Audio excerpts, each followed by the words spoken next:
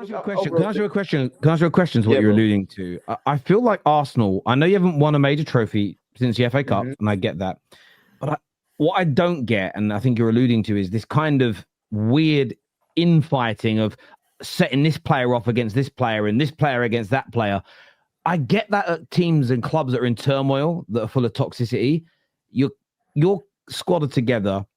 They're with your manager. You're top of the league. You're joint top of the Champions League group.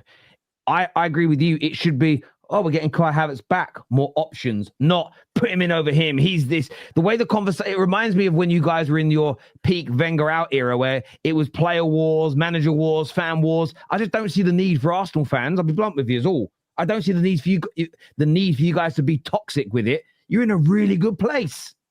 100%, bro. And horses for courses, because there's going to be games where Havertz is going to be what we need from the start of the game. And there's going to be games where Yonkers, there's going to be games that they'll play together that I think we will eventually see the fruits of. And I think, I said it before, we're not used to the luxury. So we're not sure how, it's like, a guy that's never been with a really pretty girl, he doesn't always show how to act. He's a bit indecisive. And I think, guys, we have the most beautiful girl. Like, you can be calm. Like, we might not have won a trophy yet, but there's nothing statistically that proves that Arsenal are not amongst the top 5 best teams in Europe. Us being second is not such a dig as people make it seem. There's just been teams that are better than us, but our level has been exceptionally high. So I think, as a fan base, I think, we need to, and I've been saying this, is control the narrative around our club. People can call us a set-piece team. It's fine. We're winning. Because when we were losing via set pieces, we were labeled as soft. And now that we're able to be a more complete team, now they're saying,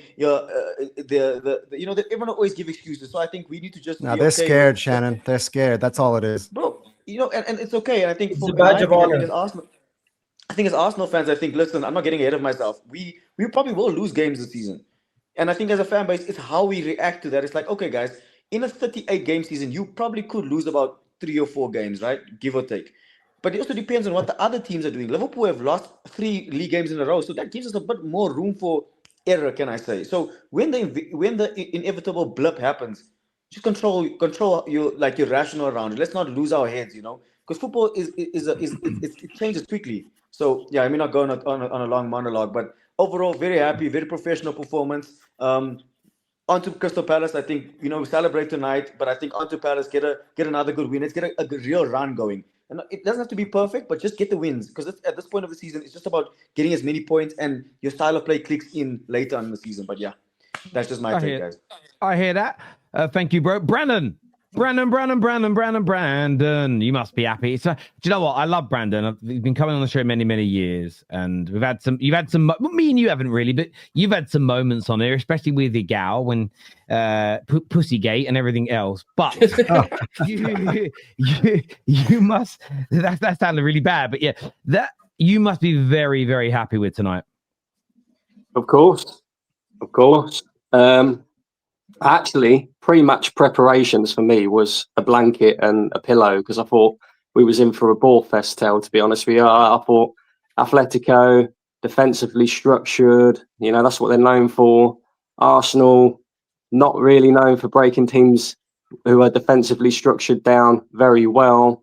But I was surprised, to be fair. And I genuinely thought that we dominated that game from start to finish. In the first half, yes, the only thing that was missing was the goal, but we're creating multiple chances. Everybody looked on it. I thought Gabriel Martinelli was very good tonight. And I thought Yuri Timber was exceptional again. And it just goes to show that, the amount of competition for places we've got at this team at this moment in time, everybody's fighting for their spot. A couple of the guys have pointed out Miles Lewis-Skelly, not played for quite a while. Slot straight back into the team, looks like he's been playing every week. Martinelli looks like he's been playing every week, even though he hasn't. And that's the good thing about having this squad. I'm very confident, Tel, that we will win something this season with this squad, because there's no way we can't. When you look at the players that we're bringing off when we go 4-0 up, and then the players that are coming onto the pitch, and there's hardly a drop in quality, really. The quality in this strength and depth in this Arsenal team is ridiculous.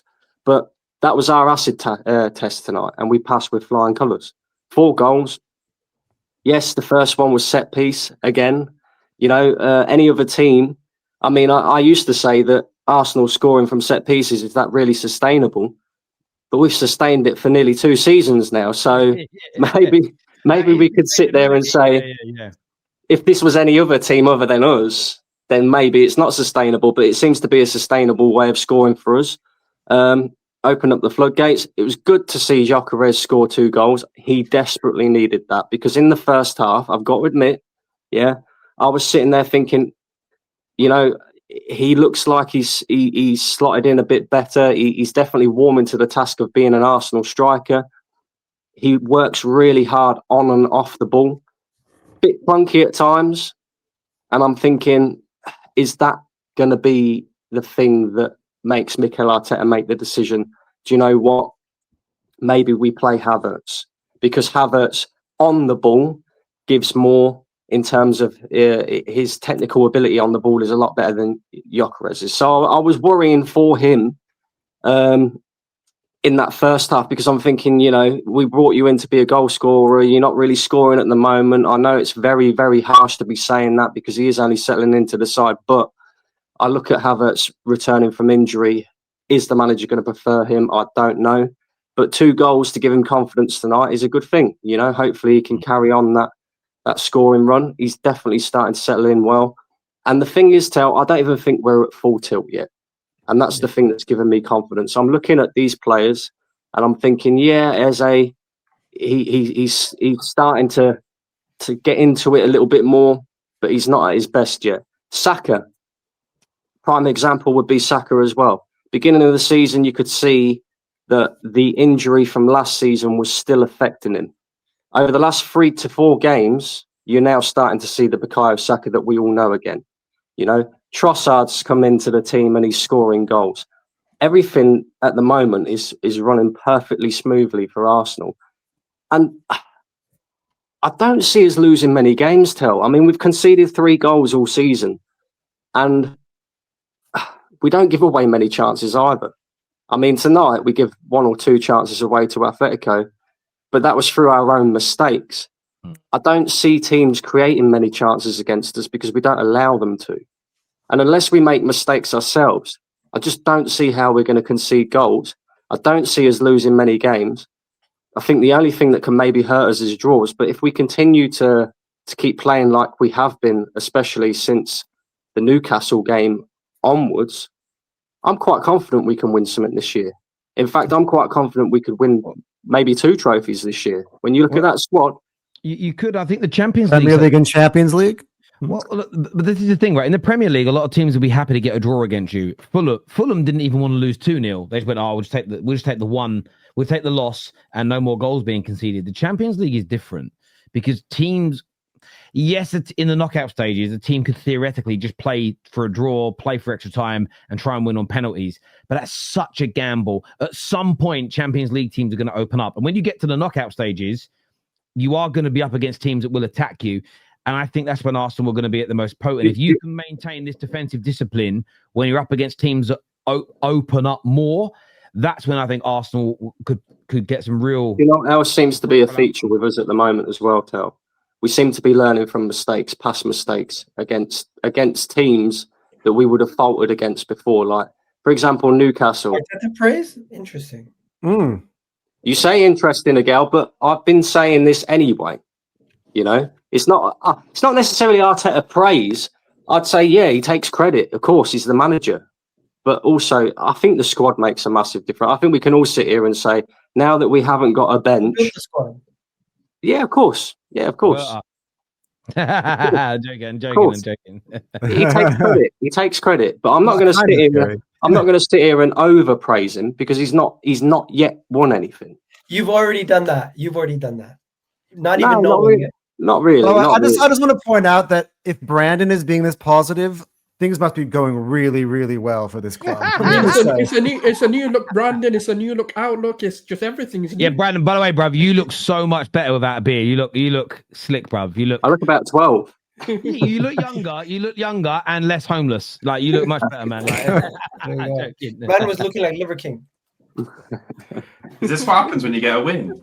But yeah, it's like I was saying, we're learning from past mistakes. The Newcastle game, we've corrected that. Liverpool could take a note from that. Yeah, true. Yeah, true. I mean, we've got Bayern. We've got Bayern coming up. We need to revenge on Bayern, man. We need to. I said that guys, from the state we drew against them. I'm like, we're getting revenge. We play Slavia Prague next, then we can. I'm just saying, I want my revenge on Bayern, man. Yeah, I'm sick of that team beating us.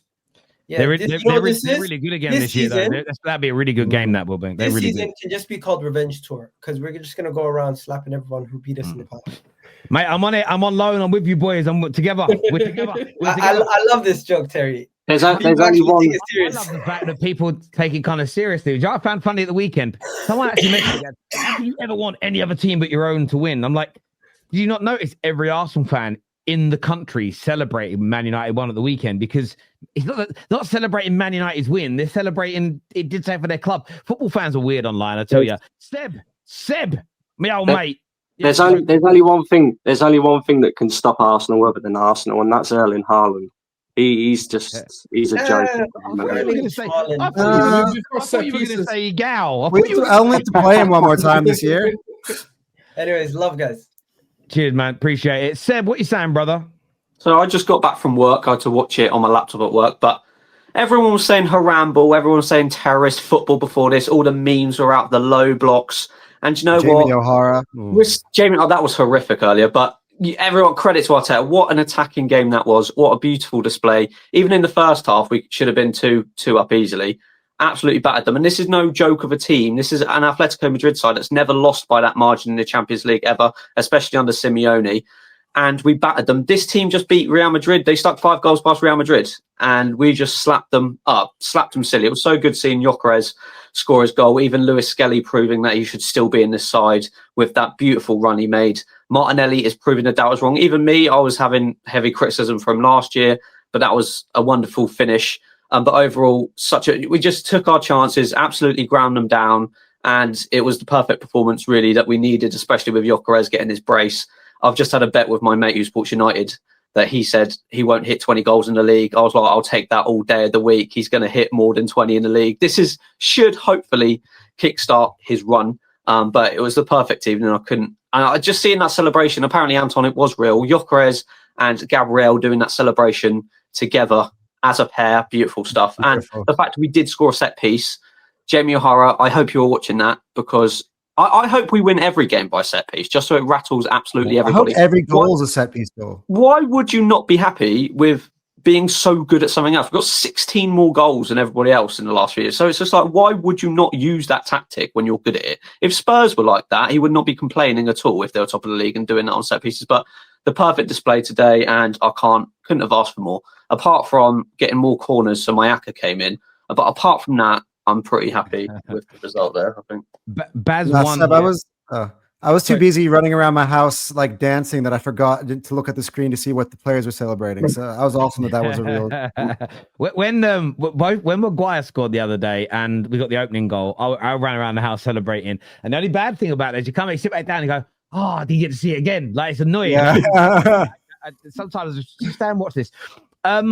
Baz here, one of our members, says, I want to see Gyökeres score a game winner when it matters. That's his next challenge.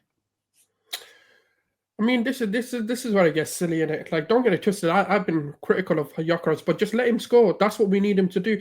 When he starts scoring, that'll happen naturally. It's just I don't get it. Like, and we haven't exactly been behind a lot at all. So you know. Yeah, we've been good as an overall team. I'd rather have like 11 different goal scorers than being Man City's position where it's literally one player scoring all their goals. I can only twice this year we've been behind, away at City and away at Newcastle. Home against City, away at Newcastle. Yeah, I mean, look, I think there's always going to be milestones in the sense of, and we all do it to all strikers, and I think we do it because we're assessing the best ones in terms of match-winning goals, those big important goals. There's an element that he can't do until the last 10 games or so, which is can he score and deliver in the run-in? What's he like in semi-finals, Champions League knockout games, finals? I think all of that factors into the overarching view of a striker. You know, Didier Drogba was a great example. Wasn't one of the most prolific goal scorers ever, but the amount of match winners, cup final goals, that they just weigh a lot more, don't they? So I think there's always going to be those milestones for him to hit.